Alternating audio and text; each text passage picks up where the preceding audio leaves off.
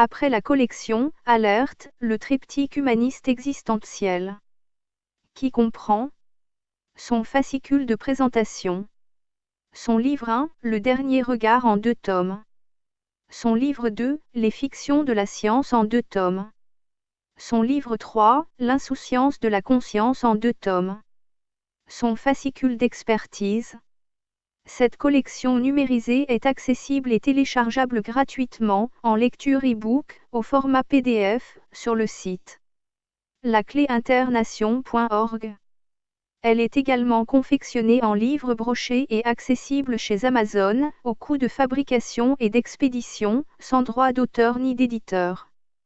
Livre français, Philippe Vaisseau. Au format A4 et aussi en collection luxe tout en couleur. À un tarif promotionnel, actuellement, au quart du tarif en librairie. Et également la seconde collection. Les populations esclaves. Son livre 1, Économie. Son livre 2, Entité. Son livre 3, Science. Son livre 4, Social. Son livre 5, Spiritualité. Cette collection numérisée est accessible et téléchargeable gratuitement, en lecture e-book, au format PDF, sur le site lacléinternation.org. Elle est également confectionnée en livre broché et accessible chez Amazon, au coût de fabrication et d'expédition, sans droit d'auteur ni d'éditeur. Livre français, Philippe Vaisseau. Au format A4 ou en livre de poche. À un tarif promotionnel, actuellement, au quart du tarif en librairie. Nous vous proposons maintenant le dernier ouvrage, Humanoïde du même auteur-éditeur. Vous pensez tout savoir sur le fonctionnement de la société humaine? Vous allez avoir des surprises. Vous voulez connaître comment la société humaine est organisée? Pourquoi elle est organisée de cette manière? Par qui elle est organisée? Pour qui elle est organisée? Quelles sont les finalités d'une telle organisation? Les réponses à toutes vos questions se trouvent dans ce dernier ouvrage. Humanoïde. Chapitre 21. Une énergie fonctionnelle. Le point énergétique. Des chercheurs sont convaincus que l'univers se serait organisé à partir d'un point énergétique minuscule, d'où tout se serait organisé. La matière apparente de notre univers est d'abord de l'énergie. Un champ de force théorique, supposé ainsi, car invisible, mais cependant considéré comme réel, s'étendrait à travers l'univers pour le maintenir dans son apparence de matière. Une particule subatomique, enfin isolée, semblerait être à l'origine de la masse de certaines autres particules. C'est la masse de ces particules qui organise l'atome, mais aussi la chimie et ses structures, c'est-à-dire tout, absolument tout, ce que nous pouvons observer. Des structures, réalisées par des chercheurs, permettent de mieux appréhender l'organisation de la matière, et de pouvoir comprendre quelles étaient les conditions énergétiques en présence, tout de suite après la mise en marche des processus organisationnels de l'univers. Il s'avère qu'à l'observation de l'univers, seule, une petite partie de celui-ci nous apparaît. L'essentiel de l'univers nous reste encore caché, nous ne savons donc pas quels sont ses composants, que nous ne parvenons pas à déceler. L'étude de la structure subatomique a démontré l'existence d'un modèle standard de la physique des particules. Ce sont 12 particules élémentaires qui constitueraient ainsi la matière. Pourtant, cette évidence ne suffit pas à expliquer la structure de l'univers, dans sa majorité, invisible et inconnue. Les structures qui sont trouvées dans la physique des particules seraient similaires aux symétries trouvées dans les théories musicales. Les supersymétries, représentées en musique, nous font prendre en considération que seule la moitié des particules de l'univers nous seraient observables. L'univers serait-il aussi un vaste champ musical? Un détail important. Avant son organisation, il n'y aurait rien eu. Et puis, à partir d'un point minuscule, il se serait réalisé un univers dont l'expansion serait considérée comme infinie. Le temps, l'espace et la matière s'y seraient organisés. Les objets et les phénomènes qui s'y trouvent sont souvent incompréhensibles. La science-fiction n'est pas capable de supposer de telles réalités.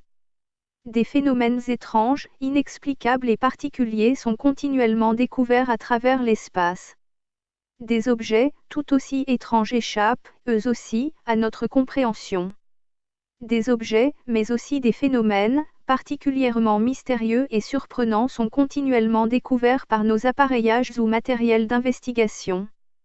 Des nuages interstellaires auraient été découverts et qui seraient remplis du même alcool que nous trouvons dans la bière, comme s'il s'agissait d'une immense distillerie cosmique. D'énormes nuages seraient remplis de gaz, de poussières et de molécules organiques. Certains ont un volume supérieur à 1000 fois celui de notre système solaire. Leur gros noyau, extrêmement dense, permettrait la formation de molécules complexes, capables de produire une espèce de « cocktail » cosmique, obtenu par leur agrégation et leur modification. Il s'avère que ces nuages mettent en œuvre des systèmes planétaires où de la vie pourrait s'y développer. Notre propre système solaire se serait construit de la même façon, avec les mêmes ingrédients. Pourtant d'autres modèles de vie pourraient apparaître, ou sont déjà apparus, dans des nuages interstellaires de constitution plus bizarre encore. Sur notre planète même, des modèles de vie organique se sont développés dans des sources d'acide. Il a également été constaté que des bactéries vivent au sein de nos nuages. La vie serait susceptible de se développer dans des environnements surprenants et inattendus. Les théories élaborées à partir de notre conception logique de l'univers sont continuellement remises en question, à partir de nos nouvelles découvertes. Des exoplanètes ont été découvertes gravitant autour d'une étoile pulsar qui est une étoile à neutrons, libérant un faisceau continu d'énergie, défiant ainsi toute notre conception sur l'organisation des systèmes solaires. Des étoiles qui ont été découvertes ont la faculté de libérer de gigantesques décharges d'énergie et d'une manière aléatoire, équivalente à une puissance qui serait égale à plusieurs dizaines de milliers de fois celle développée par notre Soleil. Il y a plus étrange encore. Une particule fantôme nous traverserait chaque seconde, le neutrino. Plusieurs milliards de ces particules, en provenance du cosmos, mais aussi de notre Soleil par suite de sa réaction nucléaire, nous traversent à chaque seconde, sans que nous ne puissions en avoir conscience. Les galaxies sont également d'étranges amas d'étoiles possédant des systèmes planétaires. Il y aurait des milliards de galaxies dans l'univers. Certaines d'entre elles sont 100 fois plus lumineuses que celle à laquelle nous appartenons et rayonnent dans l'infrarouge. Dans toutes les galaxies, chaque année, des étoiles se forment, pendant que d'autres se désintègrent. De nouvelles galaxies aussi prennent forme. Chaque galaxie possède son trou noir central. Certaines d'entre elles possèdent un trou noir hypermassif. Plus étranges encore sont les considérations apportées par l'étude de l'univers quantique. L'univers physique pourrait n'être qu'une suggestion de notre observation, donc de notre réalité. C'est notre observation d'une particule de lumière qui déterminerait son existence. Aussi surprenant que cela puisse nous paraître, la physique quantique nous oblige à cette analyse. C'est toujours à partir de rien que la matière, l'énergie, l'espace, le temps, la conscience, l'esprit, etc., tout serait, soudainement apparu. Il est étrange que la matérialité d'un cerveau puisse suggérer une telle immatérialité qu'est l'expérience. Le principe de la réalité de la matière ne serait vrai que lorsqu'elle serait observée. Il y aurait une superposition de possibilités en expansion, sans qu'aucune ne puisse être définie à l'avance. Le monde dans lequel nous pensons évoluer pourrait n'être qu'imaginaire. Cela serait l'action d'observer qui créerait les conditions de la réalité de notre univers. Cela signifie que lorsqu'on observe l'intime partie de la matière, l'objet observé disparaît. Il ne reste plus que des relations, sans localisation, sans espace, sans aucune notion de temps. Plus nous recherchons dans le détail des éléments de la matière et plus nous observons une construction d'informations qui nous permet la construction d'un monde à plusieurs dimensions. C'est cette vision que nous considérons être la réalité et qui ne serait rien d'autre que notre représentation d'une réalité. Les méthodologies conceptuelles que nous utilisons, pour nous mouvoir dans cet univers, ne seraient que des phénomènes mentaux organisés par nos sens et notre cerveau. Cette hypothèse procède du postulat que, si tout existait à l'origine de l'univers, tout reste alors interconnecté au tout qui nous entoure. Même si l'univers physique, dans son acception classique, est en expansion, ce même univers physique, dans son acception quantique, nous montre que son tout n'est qu'une masse d'informations, à laquelle nous restons reliés. Mais également à une masse énergétique à laquelle nous sommes intégrés. La mécanique quantique semble vouloir nous suggérer que nous n'appartenons pas seulement à un univers, mais que nous serions les constituants de multi-couches d'univers, appelés des multivers. L'aspect de la réalité des multivers, que semble vouloir suggérer la mécanique quantique, s'appliquerait à tout et partout. Tout serait interconnecté à ce tout. L'individualité, selon ce processus, deviendrait alors une supercherie illusoire. Cette illusion est accentuée par notre vision d'un espace supposé séparant toutes choses. C'est là une particularité de la physique quantique, qui nous démontre que lorsque des particules ont été connectées dès leur origine, elles demeurent connectées, quelles que puissent être ensuite les distances apparentes qui les séparent. Autrement dit, toute nouvelle influence sur une particule sera immédiatement enregistrée par la particule qui lui correspond. C'est donc un processus collectif qui s'effectue avant toute démarche individuelle. La réalité quantique nous oblige à modifier notre appréhension de notre individualité dans notre rapport avec le collectif. La perception puis l'expérience et l'expérimentation semblent alors devoir devenir la réalité de notre conception individualisée. La réalité serait seulement le vécu de chacun d'entre nous. La conscience individualisée doit rejoindre la conscience collective du tout. Une telle compréhension de l'univers physique, à partir de sa conception quantique, nous contraint à un changement de perception, dans notre cheminement illusoire. L'arrêt de la vie, après un certain cheminement déclenché par son début, ne serait alors que le passage d'un état vibratoire transitoire vers un autre état vibratoire où nous étions déjà. Si nous voulions formuler ceci d'une autre façon, nous dirions que la mort, après un cycle de vie autorisé par la naissance, n'est qu'un champ expérimental nécessaire à la progression de la conscience. Tout ne serait qu'un conditionnement indispensable à la réalisation d'un état particulier qui nous apparaît imposé. Le concept de l'infini. Pour comprendre ce que pourrait signifier l'infini, il faut partir d'un concept, celui du symbole lui-même. L'univers se serait constitué à partir d'un infiniment petit jusqu'à devenir un infiniment grand. Pour pouvoir le conceptualiser, il est indispensable d'incorporer la théorie du tout en tout. Si, dans un concept, deux extrémités limitent une réalité, quelle est alors la réalité de l'univers ? Un quantum d'énergie procéderait, à partir d'éléments, générés par les photons, fréquences, vibrations, longueur d'onde, force d'attraction, température, densité, volume, intensité de champ, temps, vitesse, masse par accrétion, masse relativiste, et aboutirait à la singularité absolue.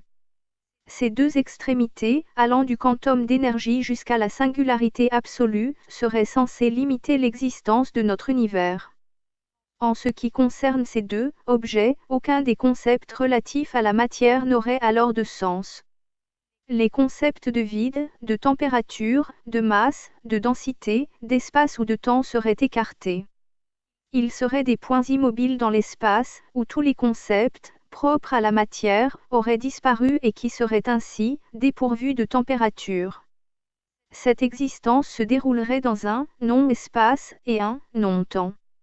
Les extrémités de notre univers seraient alors identiques et non dimensionnelles. Il s'agirait de deux points d'énergie qui seraient bloqués, dans leur propre espace et dans leur propre temps. Un seul élément pourrait les différencier, ce serait le mouvement relatif.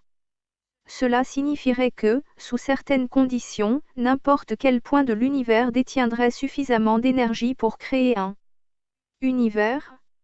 Dans un tel concept, il convient de considérer que la singularité absolue représente le principe de l'univers et le quantum d'énergie en représenterait la fin. Le mouvement générerait des forces, lesquelles généreraient des éléments ayant apparence de particules. Les particules élémentaires seraient alors créées à partir des champs de force, eux-mêmes générés à partir du mouvement. Les atomes, ainsi réalisés, seraient ensuite réunis entre eux, par les forces qu'ils génèrent, pour créer les structures. Il suffit ensuite d'identifier ces structures et de les identifier en matière. Des formes géométriques tridimensionnelles s'élaboreraient et façonneraient l'espace et le temps. Telle serait la base d'une réalité comme étant la nôtre.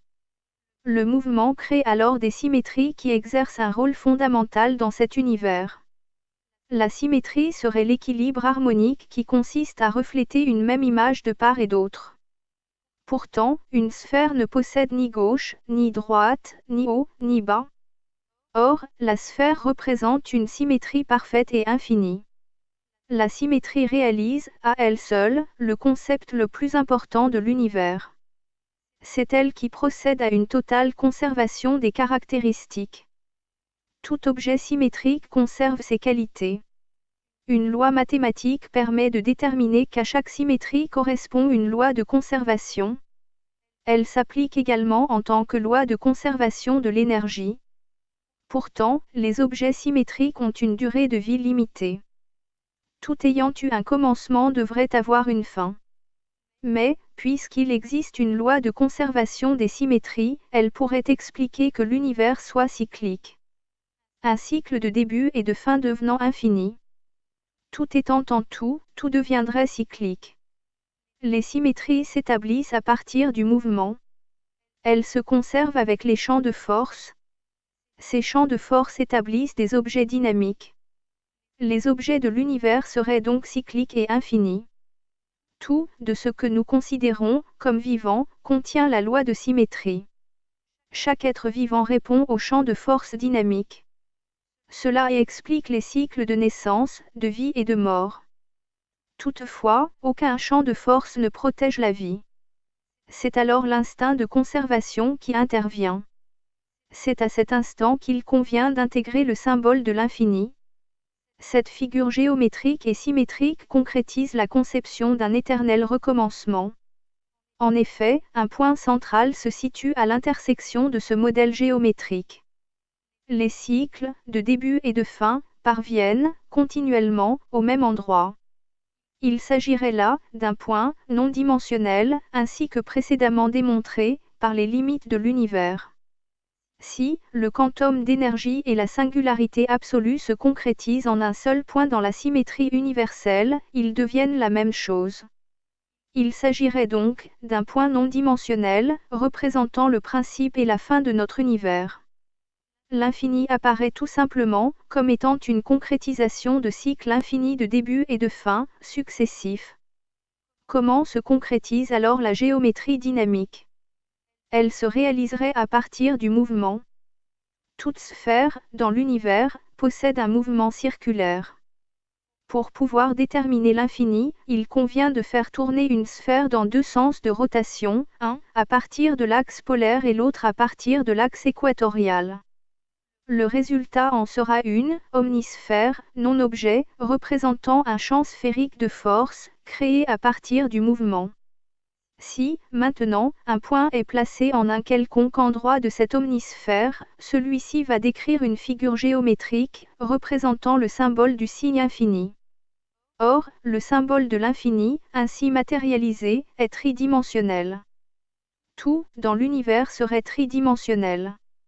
Il convient, ensuite, d'y associer, éventuellement, un espace-temps.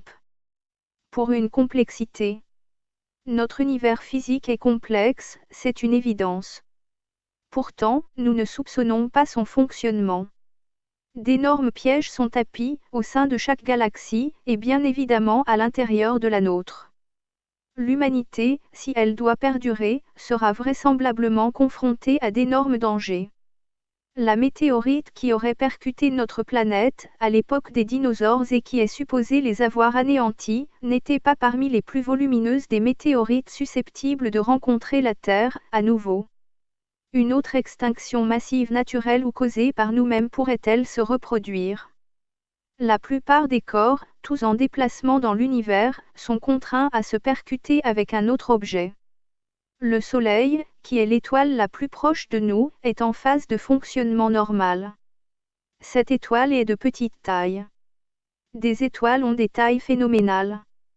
Une supernova, lorsqu'elle arrive en fin de vie, explose. L'énergie dégagée au cours de sa destruction est telle qu'elle peut engendrer un rayonnement gamma, visible à des milliards d'années-lumière de sa zone de déflagration. Le sursaut de rayons gamma crée un faisceau de particules à très haute énergie, particulièrement destructrices. Si ce faisceau était dirigé vers notre planète, toute forme de vie y serait immédiatement anéantie. Notre planète aurait déjà connu, au moins 5 épisodes de destruction massive à sa surface. Lorsqu'une étoile massive explose, il se produit un trou noir en son centre. On appelle ce phénomène astronomique un trou noir parce que la lumière, elle-même, ne parvient plus à s'extraire du centre de rotation, causé par l'effondrement de l'étoile. Or, il s'avère que des trous noirs errants se déplacent au sein de notre galaxie. Ils ont la particularité d'absorber tout ce qui se trouve dans leur champ de gravité. Si un trou noir passait à proximité de notre système solaire, celui-ci serait entièrement détruit. De plus, il se trouve que leur mode de déplacement est absolument imprévisible. Plusieurs milliers de ces trous noirs errants circuleraient partout dans notre galaxie. Nous l'appelons familièrement la Voie lactée, en raison de sa blancheur laiteuse, lorsque nous observons le ciel de nuit. Parmi les phénomènes perturbateurs, notre galaxie a déjà percuté et absorbé une petite galaxie, rencontrée sur sa trajectoire, et elle s'apprête à en percuter une seconde. Des collisions entre les étoiles se produisent également. Ces objets stellaires, lorsqu'ils se percutent, détruisent inexorablement leur système planétaire réciproque. Notre planète aussi peut développer une destruction massive de la vie à partir de ces volcans. D'extravagantes pandémies, causées par de nouvelles bactéries infectieuses, pourront être tout aussi destructrices. L'humain, lui aussi, peut avoir sa part de responsabilité. La zone fantôme de Tchernobyl ne pourra plus être habitée avant plusieurs siècles, en raison de la trop importante radioactivité qui s'y est développée. Notre planète. Une planète appelée Terre. Rapidement résumé, notre planète est une sphère rocheuse, recouverte, à plus de 70% d'eau, possédant une zone magmatique et un noyau central métallique, qui, par sa rotation, crée un champ magnétique protecteur des vents solaires. Tournant sur elle-même d'une part et autour d'une étoile d'autre part, notre planète que nous appelons la Terre, possède une atmosphère. C'est sa force gravitationnelle qui lui a donné sa forme sphérique. Elle possède un satellite naturel, la Lune, qui gravite avec elle et autour d'elle. Elle fait partie d'un système planétaire à l'intérieur duquel gravitent 4 planètes telluriques, rocheuses, qui sont les plus proches de notre étoile. Puis, une zone, faite de débris, qui orbite au-delà de la planète Mars, qui est une ceinture d'astéroïdes difformes. Puis, 4 planètes gazeuses de gros volume, possédant plusieurs satellites et ceintures de débris, et les 2 plus éloignés qui sont glacés. Et pour terminer, une dernière ceinture, très vaste, constituée essentiellement de corps glacés et de planètes naines. Tout cet ensemble de satellites gravitant autour de notre étoile est enveloppé par une boule de matière. Ce système planétaire est situé sur une extrémité interne d'un des 2 bras de notre galaxie. Les étoiles sont, soit d'un volume identique à notre Soleil, soit d'un volume très différent de notre étoile. D'ailleurs, beaucoup d'étoiles fonctionnent en couple. Ces étoiles se forment à partir d'immenses amas gazeux d'hydrogène, appelés nébuleuses. C'est l'effondrement gravitationnel qui va engendrer les protoétoiles, suivi de la fusion thermonucléaire qui garantira la stabilité de la masse de l'étoile. Elles seront naines ou géantes. À la fin de la fusion nucléaire, les étoiles les plus importantes explosent en nébuleuses ou en supernova. Leur effondrement crée la matière et la formation des éléments qui permettra la réalisation chimique des futures générations stellaires. Ces éléments seront constitutifs à la création des briques de la vie, telle que nous la connaissons sur notre planète. Il apparaît que tous les objets, dans l'univers, sont soumis à la gravité. La gravité signifie que chacun des corps célestes est attiré par un autre ou plusieurs autres, plus ou moins proches et plus ou moins volumineux. Une rotation maximale peut engendrer une densité maximale qui a pour conséquence, à terme, en ce qui concerne certaines étoiles massives, à une explosion, puis à une hyperconcentration de leur matière résiduelle, dont la conséquence est d'empêcher la lumière de s'en échapper. Ces zones qui sont hypermassives sont dotées de forces gravitationnelles hyperpuissantes et leur attractivité absorbe tout ce qui est à proximité de leur gravitation. Cette étoile devient alors un objet noir absorbant absolument toute la matière se trouvant à proximité. Il en existerait un très grand nombre dans chaque galaxie et dans chaque centre galactique, de très grands volumes, autour duquel chaque galaxie semble graviter. Tous ces processus s'effectuent à différentes échelles de temps.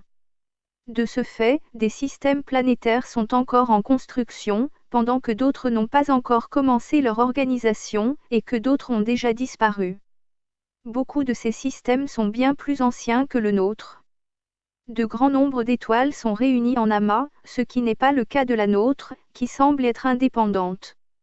Un amas de plusieurs milliers d'étoiles a un champ de gravité spécifique. Notre galaxie pourrait contenir à peu près 100 milliards d'étoiles. Il s'agit d'une galaxie très modeste dans son volume en comparaison d'autres galaxies beaucoup plus importantes. Pour ce qui est de la structure de l'univers, tout y est tellement gigantesque, à notre échelle, qu'il nous est très difficile de nous représenter son organisation. Il nous faut la ramener à notre niveau de compréhension. La toile cosmique, c'est ainsi qu'est appelée l'apparente organisation des impressionnants amas de galaxies, serait entourée d'une matière noire, appelée ainsi parce que nous ne la voyons pas, bien que nous soyons conscients de sa réalité. Il apparaît que la gravité est insuffisante pour maintenir l'univers dans son état. La cohésion des galaxies n'est possible que par l'existence de cette matière que nous ne voyons pas. C'est ce qui explique la vitesse constante de la rotation des étoiles, à l'intérieur des galaxies, quel que soit leur niveau d'éloignement, par rapport au centre de ces galaxies. La force gravitationnelle, en l'occurrence, n'a donc pas d'influence. Ce qui est vrai, à l'échelle d'un système solaire, également appelé planétaire, concernant la vitesse de rotation proportionnelle à l'éloignement du centre, ne l'est plus, à l'échelle galactique. Une masse cachée permet donc aux étoiles de se mouvoir à la même vitesse, quelle que soit leur position, sans risquer d'être éjectées. C'est cette anomalie, parmi d'autres, qui nous permet d'appréhender l'existence d'une matière, ainsi indétectable. Nous ignorons son origine et sa nature. Nous ne pouvons comprendre sa réalité qu'en constatant ses effets sur la gravitation et son environnement. Cette conséquence est appelée la déformation de l'espace-temps, produit par la matière, ou effet de lentille gravitationnelle. Un objet étant suffisamment dense et massif pour courber les rayons lumineux. On appelle ce phénomène la déformation d'arc gravitationnel. Il est, de ce fait, possible d'évaluer le volume et la densité de la matière noire qui entoure les galaxies et de la détecter. C'est ce qui permet de mesurer et d'évaluer sa présence. C'est le phénomène de distorsion qui permet de comprendre sa réalité. Cependant, sa matière n'est pas constituée d'atomes et elle nous est complètement inconnue. Il s'avère que l'univers ne nous apparaît pas muni d'un centre et que sa composition décelable représente moins de 10% de sa masse globale. La théorie de l'univers physique ne décrit donc qu'une toute petite partie de cet univers. Il nous faut aussi comprendre que, quelle que soit la position d'un observateur dans un quelconque endroit de l'univers, il se considérera toujours situé au centre de cet univers. Les simulations, par ordinateur, permettent de comprendre la réalité de l'intervention de la masse noire, dans la réalisation de notre univers physique. Nous sommes, à l'exemple de l'univers, constitués d'atomes, mais de quoi d'autre encore serions-nous constitués ? Puisque nous ignorons la nature même de l'essentiel de notre univers, nous pouvons considérer que nous sommes, nous aussi, constitués d'un autre type de matière que nous ignorons. Cela nous donne au moins la conscience de notre niveau d'ignorance. Cette présence, invisible à nos moyens de détection, mystérieuse, à notre domaine de compréhension, constituerait, au moins, 90% de la masse globale de l'univers. Les amas de galaxies semblent être reliés entre eux, à l'image des neurones de notre cerveau, comme si ces galaxies pouvaient communiquer entre elles. Il y a aussi des rassemblements de ces amas de galaxies, appelés des superamas. La gravitation les retient ensemble et elles tournent en orbite les unes autour des autres. Notre galaxie elle-même appartient à un amas galactique qui lui aussi fait partie d'un superamas. Cependant, des régions de l'univers ne possèdent pas de superamas galactique. La structure de la toile est donc constituée d'agglomérations de galaxies et d'agglomérations de vides.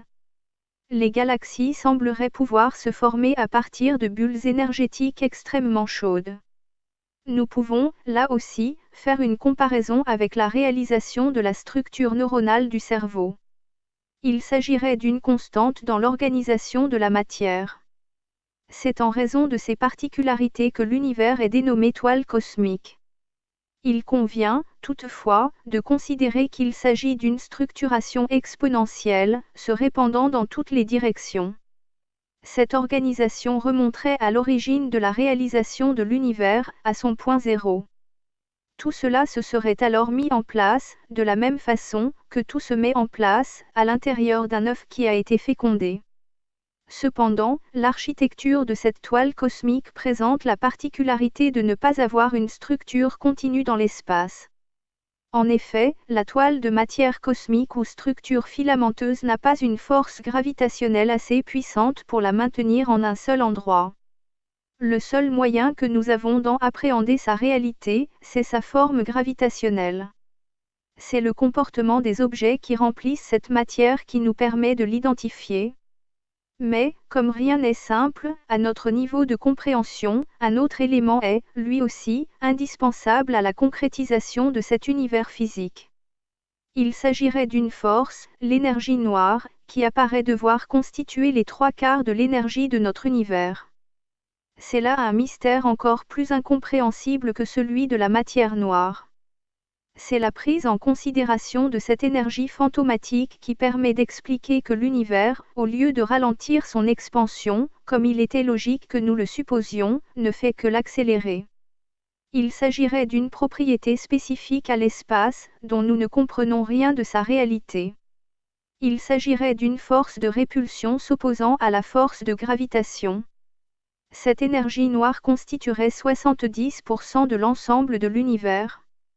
En conséquence, nous ignorons, tout simplement, de quoi sont faits les 95% de notre univers physique, les lois et nos enseignements de la physique classique, concernant la gravité et la relativité générale, ne permettent pas de nous donner une explication rationnelle sur sa réalité et sur notre vision du cosmos.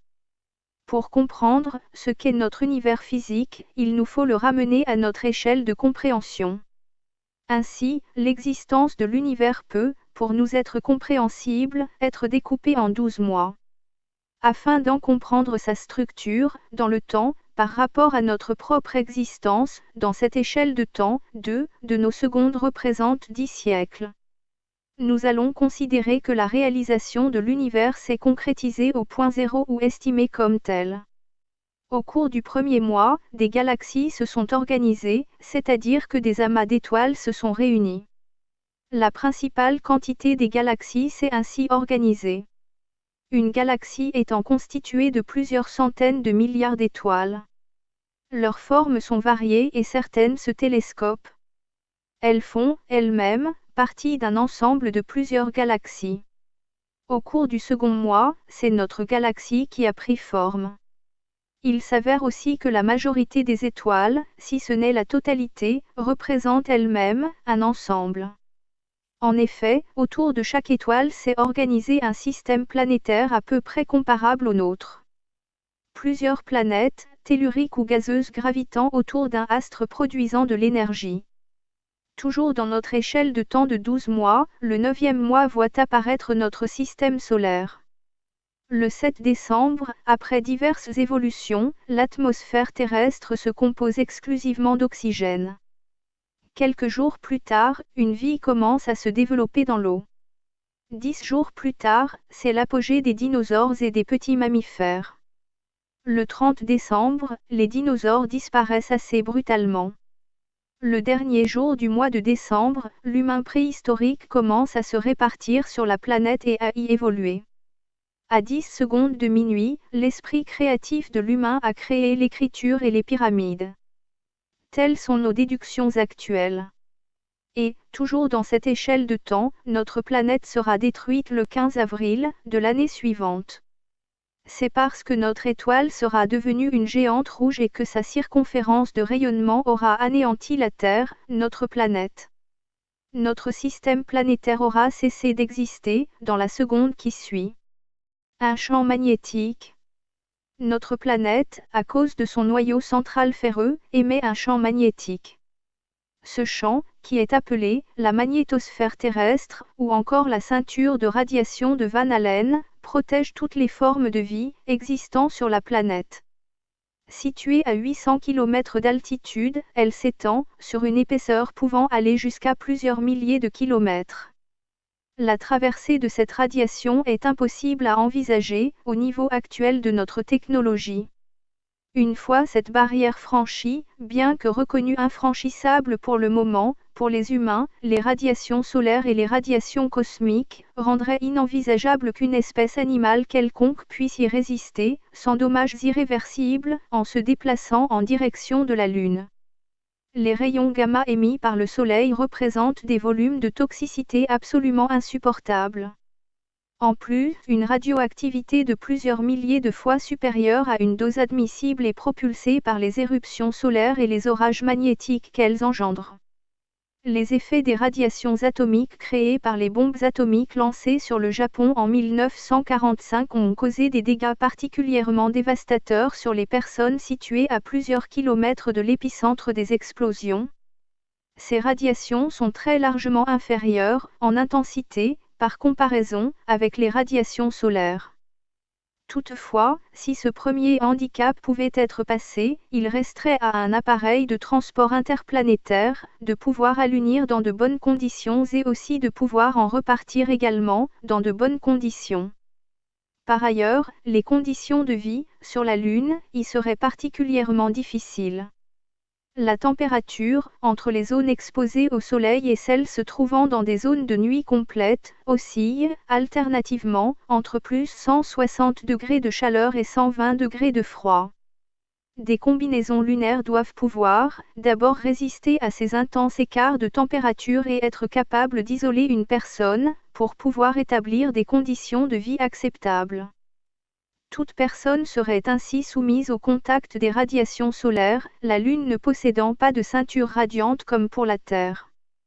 Les risques mortels, à brève échéance, pour toute espèce animale quelconque et tout particulièrement pour l'humain, dans un tel espace hostile, apparaissent irrévocables. Le matériel, lui aussi doit pouvoir être parfaitement isolé de ces conditions extrêmes d'écart de température. Les appareils photo, pour ne prendre qu'en exemple, et qui auraient servi à témoigner de ces épopées lunaires, n'auraient pas été en mesure de fonctionner au-dessus de 100 degrés ni en dessous de 80 degrés, selon l'avis de leur concepteur.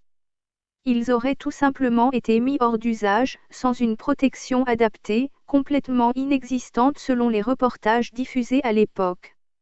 Bien d'autres incohérences laissent suggérer que tout aurait été organisé, en studio. Des décès, non élucidés, des personnes qui auraient été impliquées dans ce processus de trucage, laisseraient aussi envisager cette hypothèse. Toutes les personnes, ayant tenté de transmettre des informations ou pouvant en transmettre, risquant ainsi de décrédibiliser cet alunissage, auraient été réduites au silence. Aucun humain ne se serait-il donc, jamais, à ce jour, posé sur la Lune. Ou alors, les moyens techniques qui auraient été utilisés n'auraient pas été ceux décrits par la version officielle.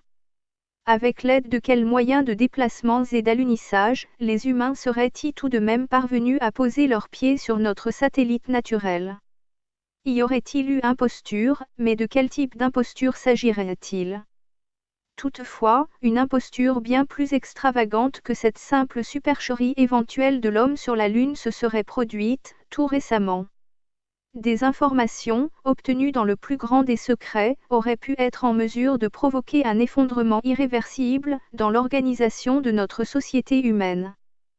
tous les systèmes sociaux, élaborés jusque-là, qu'ils soient religieux, économiques ou politiques, si la réalité avait été révélée aux populations, risquaient de s'écrouler. L'oligarchie elle-même serait restée particulièrement dubitative sur l'événement. Il convient de savoir que de gigantesques structures dont le nombre exact serait resté confidentiel, d'une origine non naturelle, apparemment constituées de matériaux à base de carbone métalliques renforcés, dont la réalisation ne semble pas pouvoir s'apparenter à une technologie terrestre, auraient été repérées, dans l'espace interplanétaire, de notre système solaire. Ces structures seraient d'une apparente résistance, très supérieure à ce que nous savons faire. Elles émettraient, en leur périphérie, un vaste champ de force. Ce champ serait supposé être réalisé à partir de l'électromagnétisme et aurait eu la fonction de dévier tous les objets et particules risquant de percuter leur zone de déplacement. Ce champ aurait la possibilité d'empêcher l'atteinte de la surface de ces structures. Une similitude pourrait en être faite, toute proportion gardée, avec la magnétosphère terrestre. Ces superstructures, qui seraient d'immenses vaisseaux en déplacement, ont pu être observées à partir des télescopes terrestres et également identifiées à partir des radars, pendant une importante période. Des recherches spectrographiques auraient permis d'évaluer la composition de ces structures. Les nombreuses observations effectuées auraient aussi permis de déterminer leur très grande vitesse de déplacement, sans qu'il soit, cependant, possible de définir s'ils étaient pilotés et s'il s'agissait de véritables véhicules. Ils ont été observés à proximité de la planète Mars, où ils se seraient subitement éteints, comme s'ils s'étaient soudainement abrités derrière un bouclier invisible. Ils auraient été susceptibles d'évoluer à proximité de notre planète, sans qu'ils puissent être visualisés. Leur apparence, pendant la période d'observation, serait d'une forme d'objet tridimensionnel, particulièrement surprenante. Le plus étrange de cette affaire ne serait pas cette observation qui l'est déjà par elle-même, mais l'extrême surveillance, dont ils auraient fait l'objet. Les personnels scientifiques chargés d'en mener l'enquête et d'en comprendre la signification et les implications éventuelles sur notre société humaine et son organisation l'auraient été tout autant. Y aurait-il eu une crainte de contact ou d'un débarquement massif sur notre planète ? Selon les calculs effectués sur leur vitesse de déplacement, leur trajectoire et leur volume, ces objets auraient dû être susceptibles d'être visibles, en observation nocturne, de la même manière que la station orbitale. Ils auraient pourtant totalement disparu et n'auraient plus été détectables pendant 6 mois. Ils auraient cependant réapparu, à proximité de la Lune, en formation circulaire, jusqu'à leur disparition, dans la zone lunaire qui nous est occultée.